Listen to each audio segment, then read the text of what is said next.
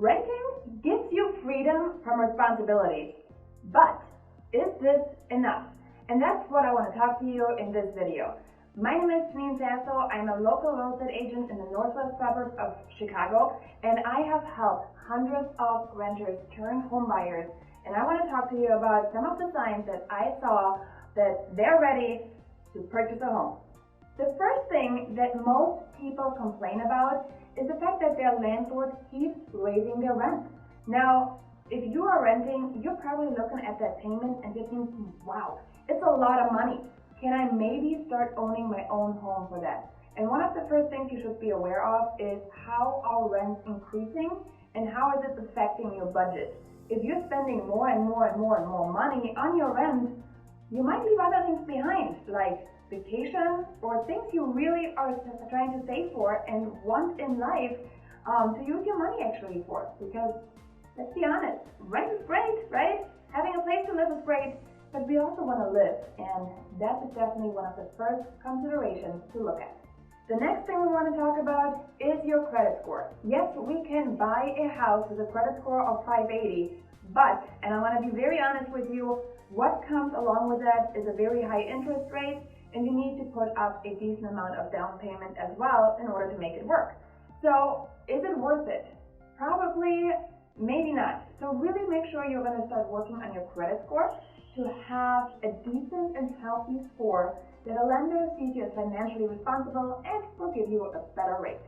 The next thing we're going to talk about is your debt to income ratio, or DTI. And what it is just the amount of debt that you have to your name.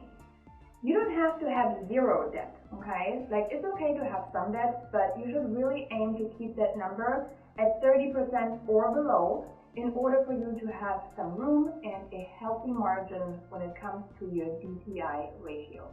You have money set aside to handle repairs. This is another great point that I think is oftentimes overlooked. Having a down payment, yes, that's awesome. Having, a repair budget, however, is something that many people don't talk about, and it's one of those things that I do point out to my clients, and we will make adjustments to down payments sometimes in order to maintain an emergency fund. If something does come up, there's no landlord to turn to anymore, and I don't want you to ever feel financially strapped when it comes to home ownership. Having a cushion and a little bit of a safety net is really a big reassurance. And as I mentioned, down payment. Yes, you will need to have down payment and closing costs available. And down payment can be as low as 3% of the purchase price. So we're not looking at exorbitant tens of thousands of dollars.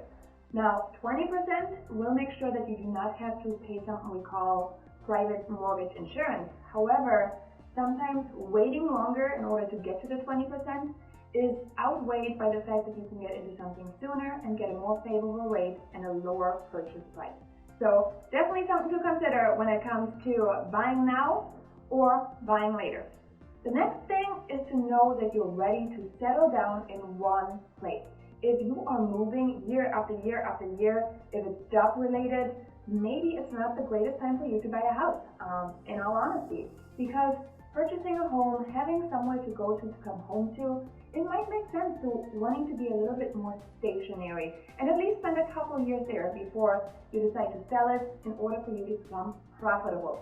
You have to have a certain amount of equity in the home in order to sell it at a profit. And let's be honest, we like to sell for a profit.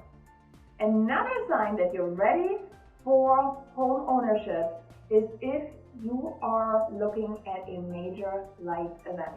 Now, that major life event can be graduating from college. It could be getting married, having more children. We find that life events are a catalyst when it comes to making a move.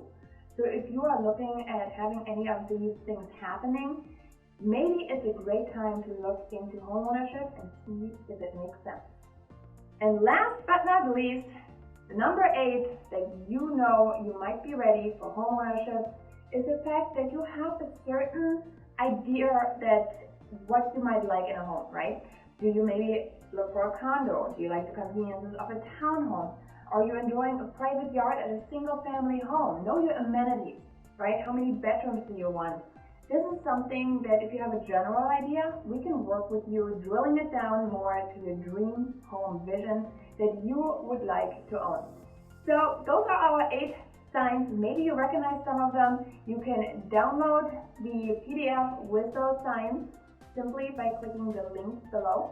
And if you have any other questions, please reach out. My name is Janine Sasso. I'm a local real estate agent in the northwest suburbs of Chicago, and I hope this one was helpful for you. Make it a great one.